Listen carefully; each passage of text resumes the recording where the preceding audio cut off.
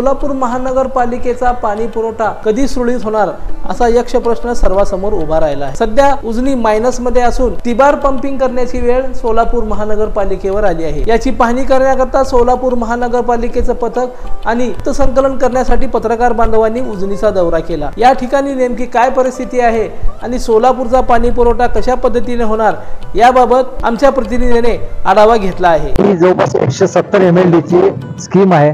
170 म्हणजे 170 दशलक्ष घनमीटर हे पाणी इथून उपसा करून सोलापूरपर्यंत जाणार आहे। ही जवळपास 5 फूट व्यासाची पाईपलाईन मधनं पाणी जाणार आहे। त्याच्यामध्ये आता वरोडे म्हणून जे टोल नाका आहे तिथपर्यंत पंपिंग करून पाणी जाणार आहे आणि त्याच्या पुढे BPT मार्गे ग्रॅव्हिटीनं पाणी जाणार आहे आणि हे सगळी लांबी 110 किलोमीटरची आहे। तर साधारण हे काम कधीपर्यंत होईल?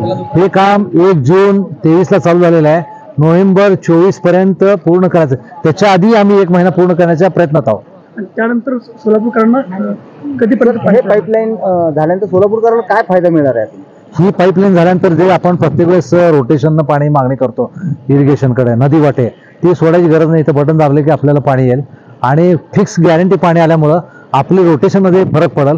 आता जे पाणी 4 दिवसाआड 5 दिवसाआड जे झालेलं आहे ते 2 दिवसाआड करण्याचा प्रयत्न आहे त्या सिस्टीममध्ये आणि नंतर मग सिस्टीम अपडेट झाली तर रोज वगैरे होईल, पण आहे त्या सिस्टीममध्ये 2 दिवसाआड मध्ये आठवड्यातनं 2दा 2 फिक्स वाराला पाणी द्यायचा प्रयत्न आहे। लोकदर्शन मराठी चॅनलला सबस्क्राइब करा, बेल बटनला क्लिक करा व लाईक करायला विसरू नका।